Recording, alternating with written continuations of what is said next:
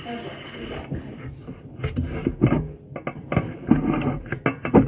noite a todos. Bem-vindos aqui, né? Meu nome é Daniel. Muito obrigado pelo convite da Ilane, da Dani.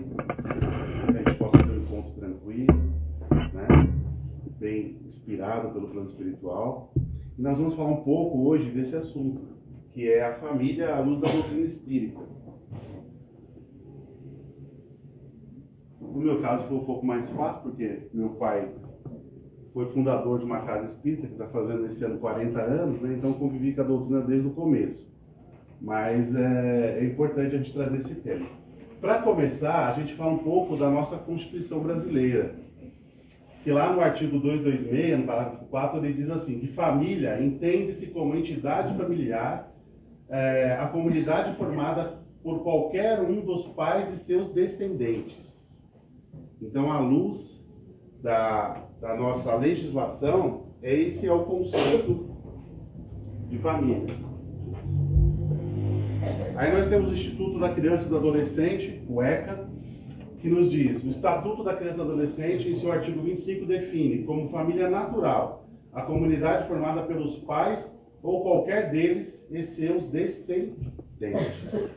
Então esse é o conceito do ponto de vista legal de família, né? Da nossa família terrena, nossa família corpórea, né?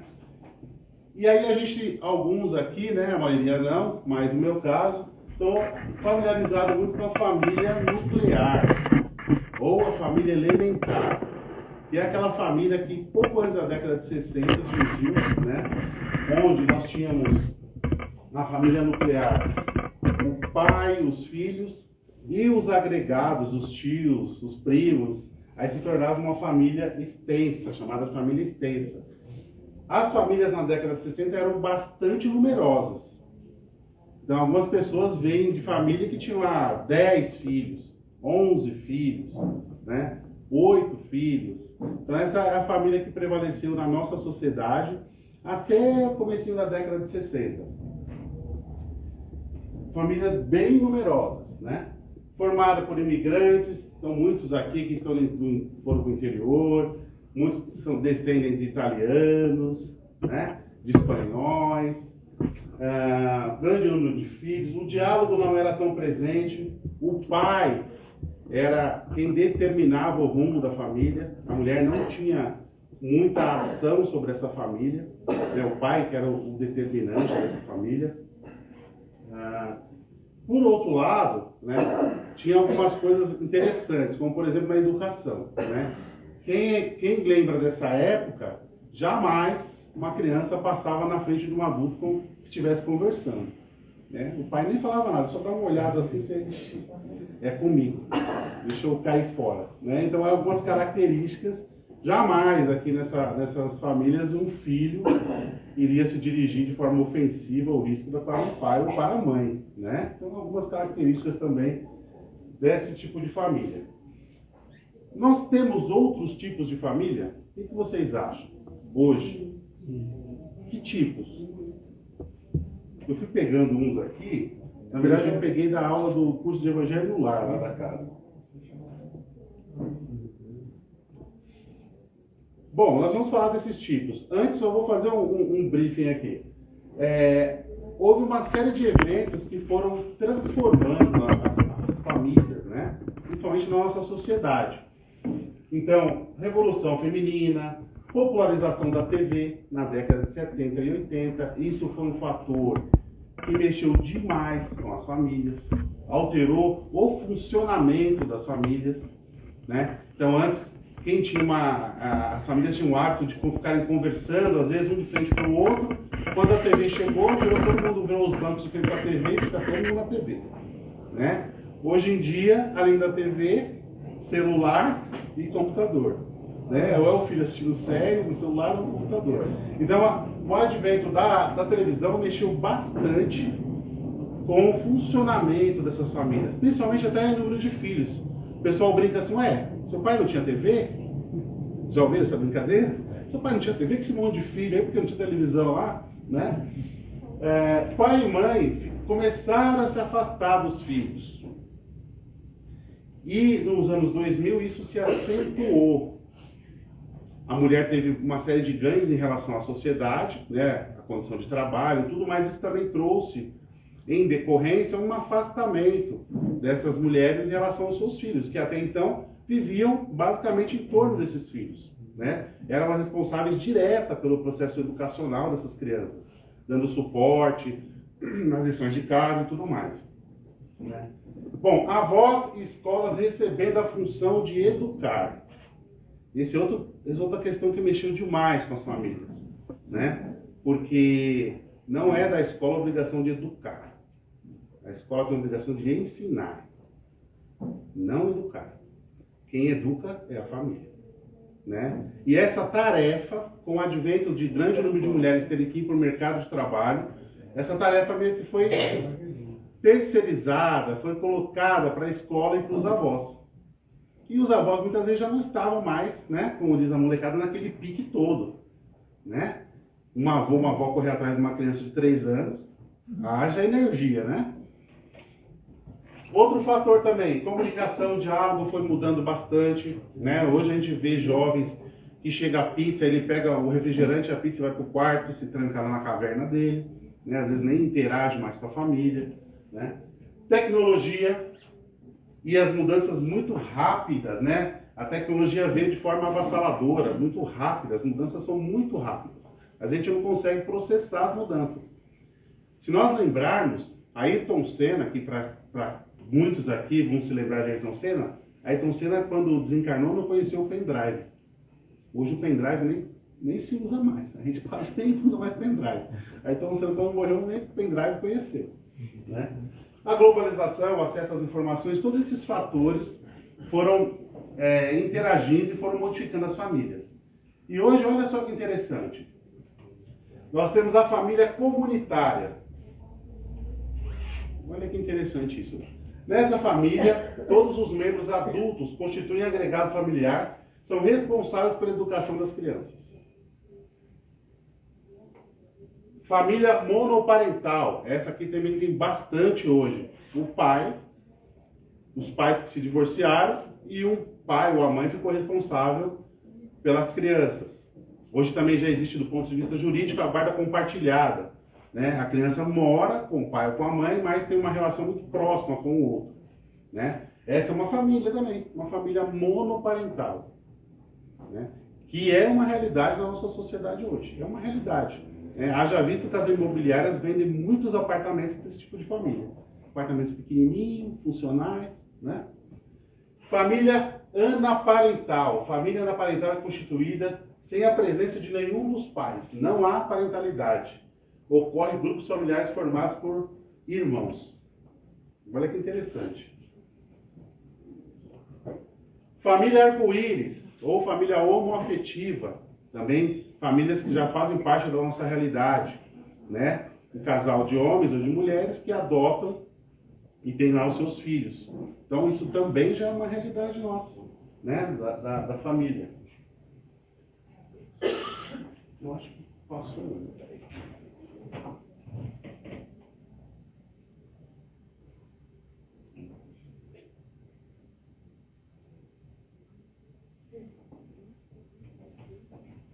Família recomposta ou família reconstituída. O nome varia de acordo com o pesquisador. O que é essa família? É aquela que fala assim, os seus e os meus formam os nossos. Então, alguém se divorciou, trouxe consigo lá 2, 3 filhos, a outra pessoa do outro lado se divorciou, trouxe mais 2, juntou e às vezes ainda tem mais um que é deles. Acho que a casa está meio vazia, vamos fazer mais um, né? Né? Família chamada de família recomposta ou reconstituída. Olha o tanto de família que nós já falamos, né? Família contemporânea. Isso aqui, ainda bem que minha esposa não está aqui, estou doido para ficar desse jeito. A mulher trabalha e o cara fica em casa, né? Aí você fala aí. Exatamente. Meu amigo fala isso, aí ele fala assim, mas pensando bem, tem que lavar a louça, tem que varrer o chão, né? Se bem que lavar a louça eu lavo, cozinhar também eu cozinho, mas ainda tem um monte de coisa para fazer. Se fosse só isso, estava bom, né? Passar roupa é um tormento, né? Eu não sei como vocês conseguem. Criança pequena, então? Nossa! As mulheres que estão de home office agora se deram mal, né? Porque se tem filho, piorou muito a vida delas. Porque tem que trabalhar em casa, às vezes numa condição difícil, fazer comida para a família toda, para o filho. Olha, piorou bastante a situação, né? Família contemporânea e família reconstituída. Bastante, né? E a família que nos interessa muito é a nossa família espiritual. É aquela que muitas vezes transcende os nossos relacionamentos consanguíneos. Então, essa família espiritual nos interessa bastante também, né? Quando Jesus diz assim, que ele foi questionado dos seus irmãos, sua mãe está lá fora, ele falou: quem é minha mãe? Quem são meus irmãos? Naquele momento, Jesus não estava propondo minimizar as relações familiares consanguíneas, não é nada disso. Ele estava tentando expandir o nosso pensamento em relação a precisamos desenvolver o amor por todos. Todos somos irmãos.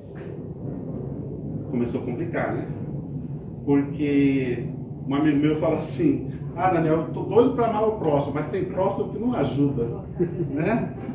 Quero amar o próximo, eu quero, mas tem próximo que dificulta muito o processo, né? E muitas vezes, dentro de casa, a gente já tem algumas dificuldades, né? Ainda expandir isso para o próximo, pois é. Mas esse é o caminho. Esse é o trajeto que nós já estamos percorrendo há bastante tempo. E vamos levar algum tempinho ainda para chegar a atingir esse nível, né, de amar a todos, né? Como o próprio Jesus disse, né? Amar-vos uns aos outros como eu os amei. O mestre dessa passagem, como eu disse, ele estava querendo expandir realmente o nosso conceito de família, de irmãos, e dessa necessidade que temos de viver essas relações.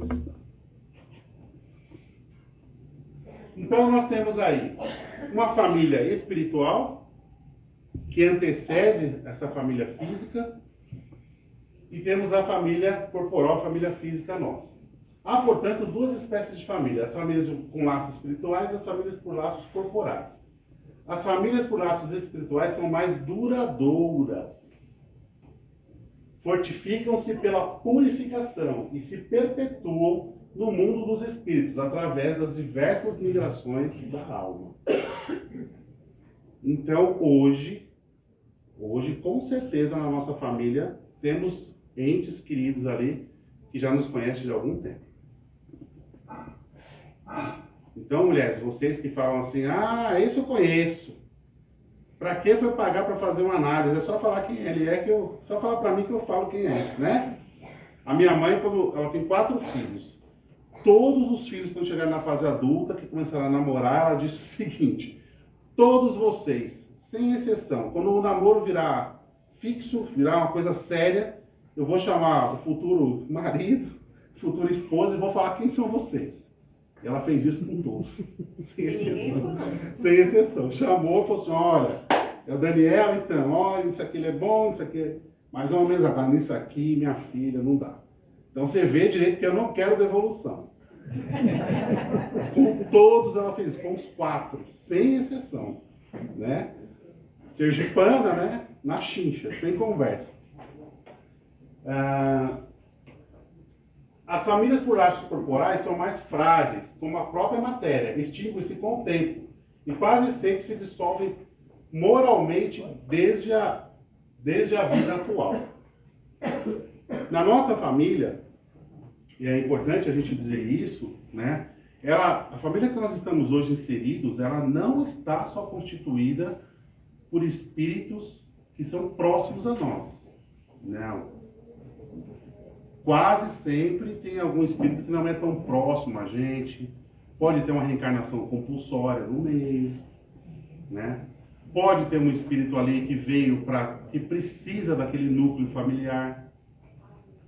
A família tem uma base católica muito forte. E aquele espírito precisa reencarnar naquela família porque ele precisa daquela base. A família tem um aspecto moral, às vezes não tem uma religião, mas aquilo é muito forte na família. O espírito não tem aquilo, ele reencarna lá no meio para conviver e para desde cedo perceber todos esses exemplos, para ver se ele não falha de novo. Então a nossa família não está só constituída, ela está constituída sim por vários familiares que ali estão que já nos conhecem, são almas queridas, né? Essa relação é uma relação muito próxima, mas não só desses espíritos constituem a nossa família.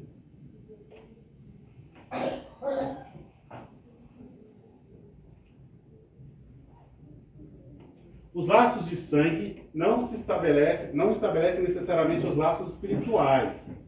O corpo procede do corpo, mas o espírito não procede do espírito, porque esse existia antes do corpo. Então, quando nós constituímos uma família, ou mesmo que não constituímos, quando, né, o jovem vai lá, engravida a menina, aquele pai, aquela mãe, não foi ele que fez aquele espírito é eterno, aquele espírito já vem ao longo das suas experiências, né? O pai e a mãe concederam a ele apenas a roupagem física. E é por isso, esse processo reencarnatório é tão maravilhoso, que é por isso que a gente vê dois filhos criados da mesma forma, com características diferentes. Pô, mas foram criados igual, dão o mesmo carinho, a mesma atenção, o mesmo brinquedo. Pois é, só que um é um espírito, o outro é outro. Ah, por que o filho meu vai tão bem em exatas e o outro não tem nada a ver, vai lá para a aula de humanas? Porque eles são espíritos completamente diferentes. Podem até ter uma relação de afinidade entre si, mas são indivíduos que nós só cedemos o corpo para eles. Essas características são próprias do espírito, né? E às vezes aquele já trafegou mais nessa área, já desenvolveu mais essas habilidades, o outro ainda não, né? O que não quer dizer que um seja melhor que o outro, que é outro cuidado que a gente tem que tomar, quem tem muitos filhos, de fazer comparações entre filhos. Isso é um buraco muito perigoso para andar, porque são indivíduos completamente diferentes, e é claro que eles têm diferenças entre si, e é claro que um se desenvolveu mais em algumas áreas, o outro menos. Mas também esse se desenvolveu mesmo nessas áreas, se desenvolveu mais em outras. A ciência nos comprova hoje que existem inteligências múltiplas. Não existe uma inteligência. Existem inteligências múltiplas. Um filho pode ser muito bom na música, o outro não quer saber de nada, né? O meu filho mais velho, ele educou o filho do vizinho. Eu chegava em casa, ele tinha 7, 8 anos, 9 anos no máximo, ele tinha um monte de moleque em volta e ele dava lição de casa para os moleques. O mais novo um dia me disse: pai, eu não aguento mais, vou matar meu irmão. Eu falei: por quê? Eu não quero estudar, pai, eu já vou para a escolinha, eu não quero estudar. Me erra, deixa eu jogar bola. Eu queria jogar bola, o outro queria, né? O vizinho um dia chegou e falou: olha, deixa eu agradecer porque seu filho salvou meu filho. Estava repetindo na escola e ele que... né? Agora foi o casamento domingo do mais velho.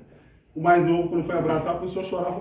Depois eu perguntei: por que você chorou? Falei: pai, ele falou, o pessoal começou a falar do SEDAMP lá, que ele trabalha lá, ele é dirigente da educação infantil da casa que eu participo. Aí eu lembrei, pai, que ele que me ensinou a ler e escrever. Aí eu não aguentei, pai, eu comecei a chorar. Faz parte, porque são espíritos diferentes, né? Com características diferentes. Os verdadeiros laços de família não são, portanto, os da consanguinidade. Os laços mais importantes são os de simpatia, de comunhão, de pensamento, que unem os espíritos.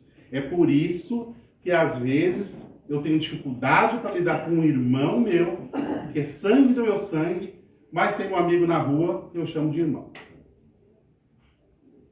Por que isso? Porque, às vezes, esses laços já existem mesmo. As ideias se afinam muito, as características são muito próximas.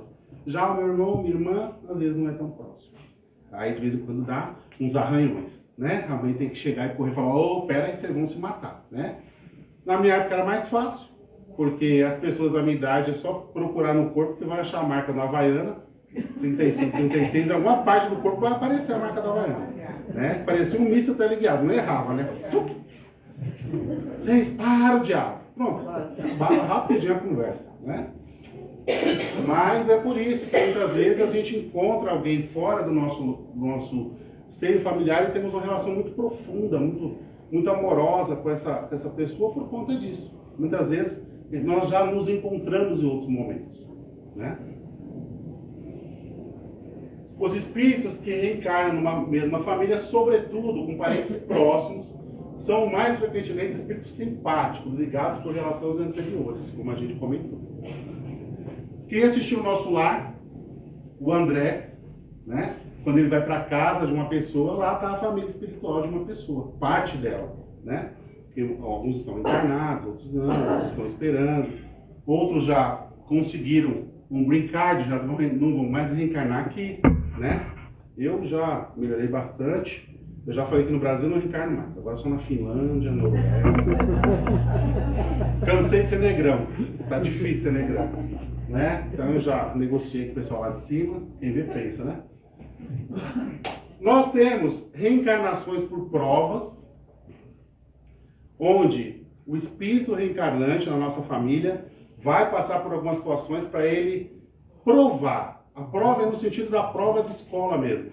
Você entendeu bem matemática? Está aqui uma prova para ver se você vai tirar 10, se você pode passar de ano. Então esse espírito às vezes vai passar por situações que nós temos que estar próximo, porque para ele é uma prova. É para consolidar uma determinada característica, uma determinada virtude que ele conquistou. Assim como a gente faz prova para consolidar uma matéria na escola. Então, eu sou paciente. Reencarnou um filho que, ai meu Deus do céu, ele está testando sua paciência. E é só prova.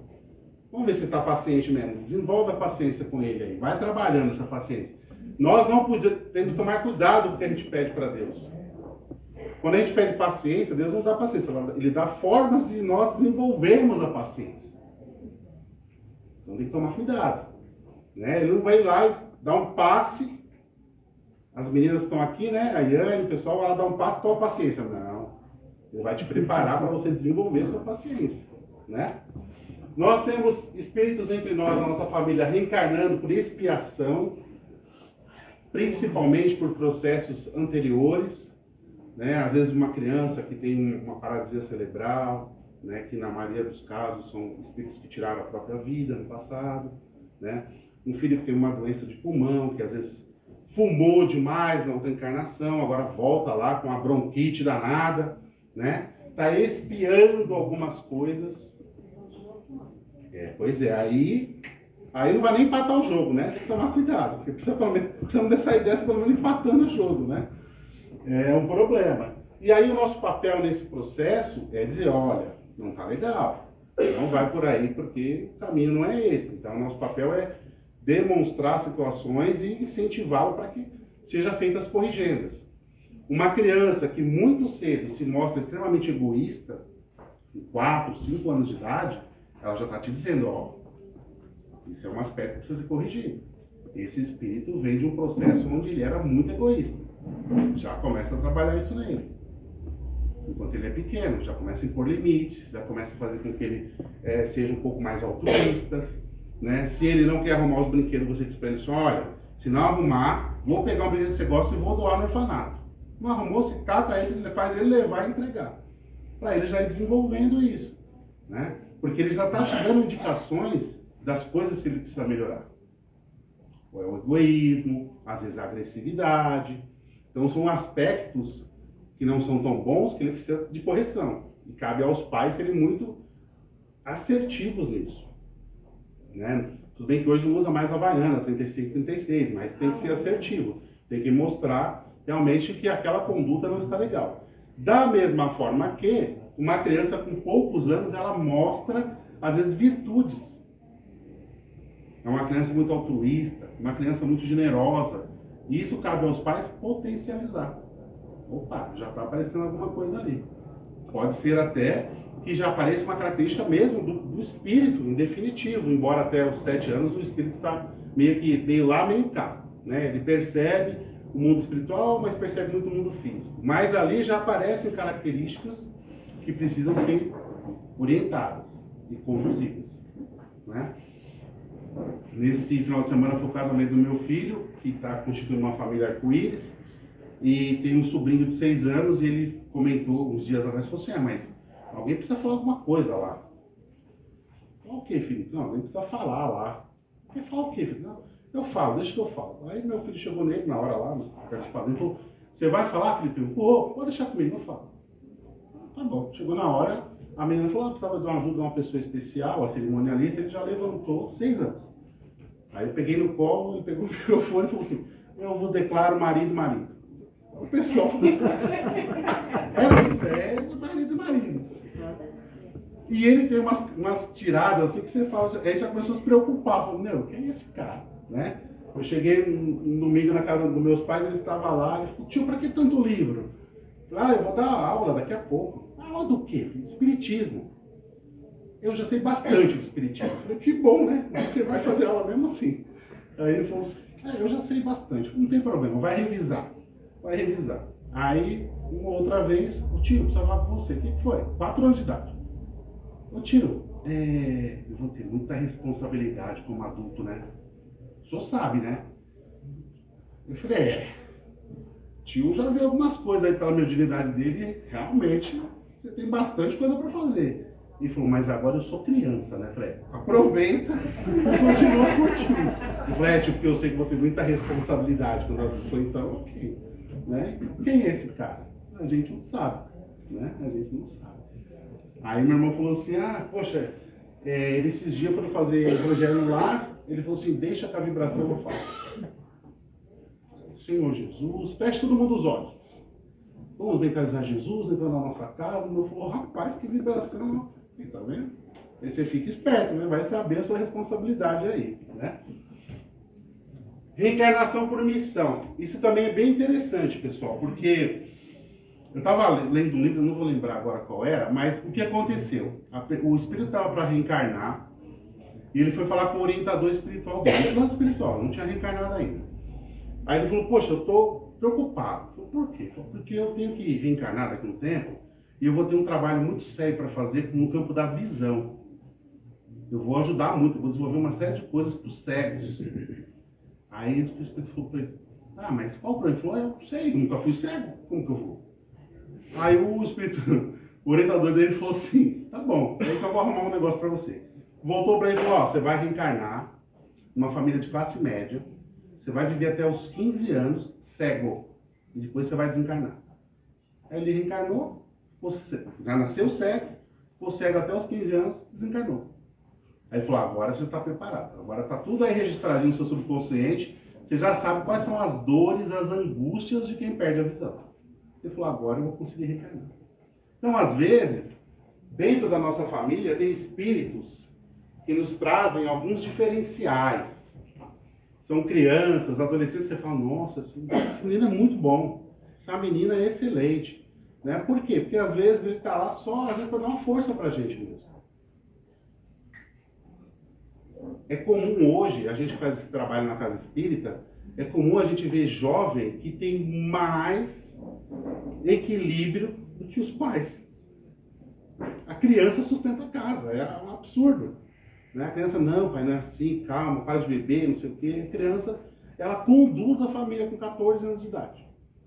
Às vezes é um espírito que está ali só para ajudar, nem precisaria. Né? Então, qual a finalidade da família, dessa família física? Né? A família é a instituição divina, com planejamento que antecede esta vida física e tem por objetivo o crescimento espiritual de todos. Todos. Então, aquele núcleo familiar, tudo que vai acontecer ali de aspectos positivos e não tão positivos assim, tem o objetivo de nos fazer crescer e evoluir. Esse é o propósito, nós estarmos nessa vida física, né? E estarmos ao lado de quem estamos como família. Esse é o nosso propósito. Aquela família, essa família física que a gente constituiu, precisa crescer, precisa evoluir. Nossa família é o nosso grande laboratório de amor. Realmente, nós precisamos tratar os de casa como tratamos as visitas. Essa fala não é minha, essa fala é de Joana de Ângeles, no livro Constelação Familiar. Joana de Ângeles diz que nós precisamos, apesar das dificuldades que possamos ter, tratar os de casa como tratamos as visitas. E às vezes a gente ouve isso, fulano é bom demais, para os da rua. Os de casa, Deus me livre. Quem quiser que viva com ele, né? Então, mesmo esse ou essa, a gente vai ter que trabalhar isso. Fácil.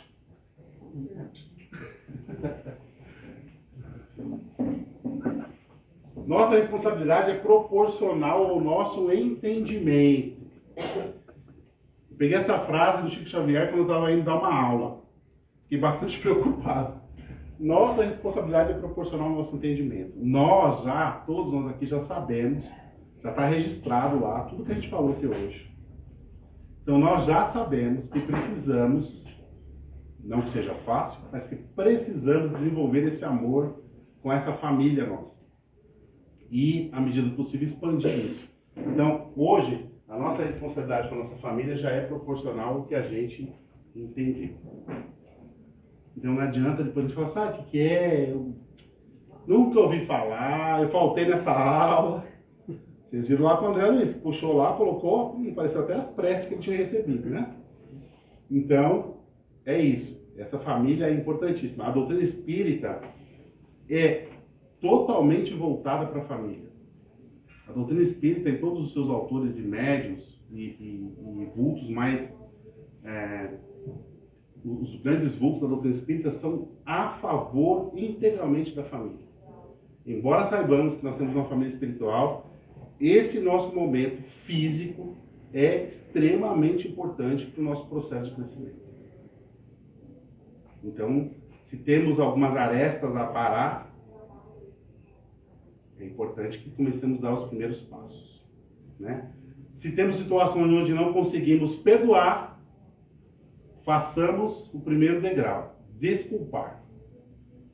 Desculpar é extremamente importante. No processo, no trabalho de desobsessão, eu sou um dos dialogadores, e muitas vezes a gente já chega extremamente revoltada. E diz assim, você está assim porque você não viu o que ele fez comigo. E aí não adianta você chegar para ele e falar assim, meu irmão, perdoa. Se eu tivesse no lugar dele, será que eu estaria perdoando? Aí você vai falar para ele, meu irmão, tá bom, vamos preocupar com você agora, desculpe. Aí um dia um virou para ele, você, o que é desculpar? Eu falei, desculpar é cortar os laços. Continua a sua vida e deixa ele lá. Quando der, você perdoa. Mas rompe os laços. Para de pensar. Rompe essa ligação, para que você consiga seguir a sua vida e ele a dele. Com o tempo, você talvez amadureça bastante, ele também. Talvez ele venha te pedir desculpa, você vai lá e mesmo achando que ainda você está certo, mas você, olha, eu acho que não é assim, vamos reatar as nossas relações, né? Mas pelo menos, se não dá para perdoar agora, desculpe. Rompa esses laços que prendem, essas algemas que estão prendendo. Isso não está fazendo bem para ninguém. E às vezes a gente encontra essas situações dentro da família, não é verdade?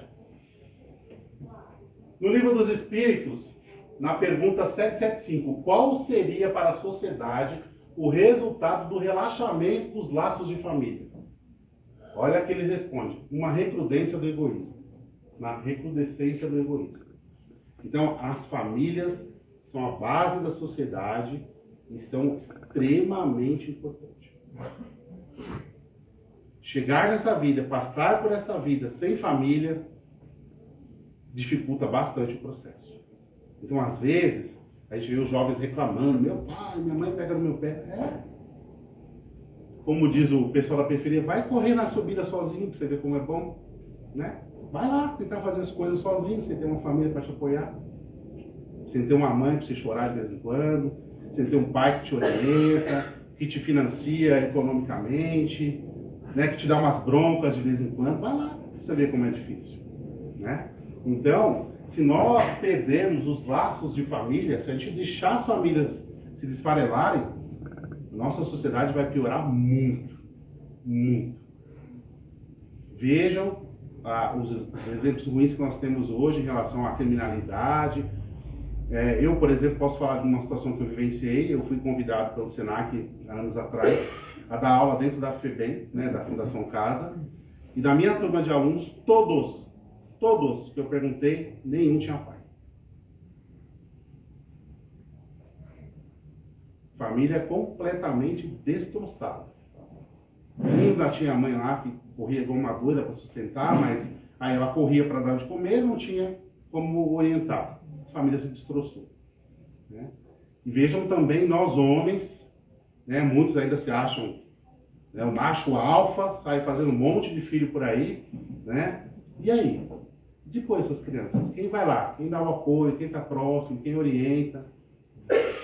Então vejam a responsabilidade nossa em relação a isso também, né? Joana de Anjos diz: ensina-nos os espíritos benfeitores que o egoísmo é o vício mais radical e que ele deriva dele deriva todo o mal. Estudai todos os vícios e vereis que no fundo de todos existe o egoísmo. Quem nessa vida quiser se aproximar da perfeição moral deve extirpar do seu coração todo o sentimento de egoísmo, porque é incompatível com a justiça, o amor e a caridade. Ele neutraliza todas as qualidades do indivíduo. Então, um dos grandes males que está aí é o egoísmo e que é algo para a gente trabalhar dentro da nossa família. Né? O vídeo não está saindo o som, então eu não vou passar. O vídeo é de um senhor, alguns já devem ter visto. Deixa eu só.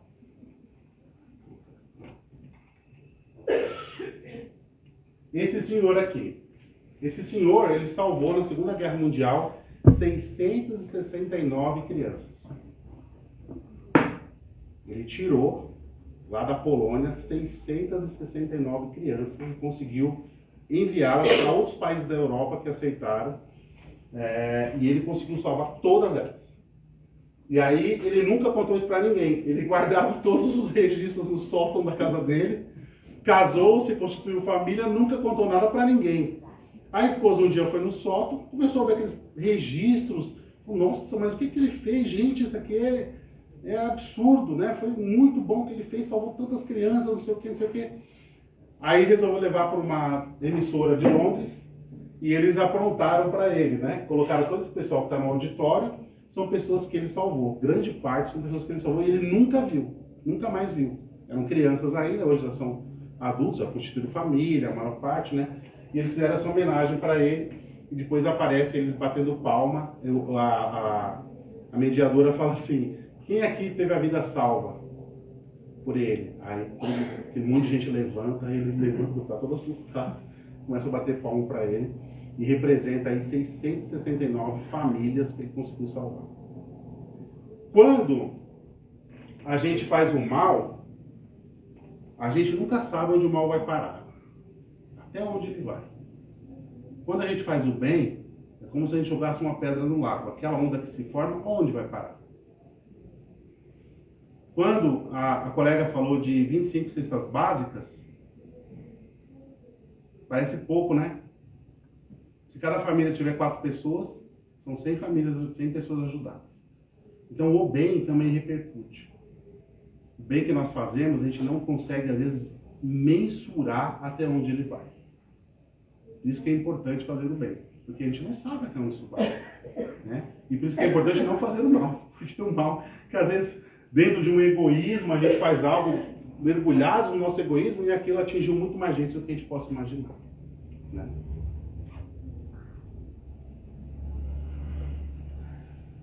Bom, aí,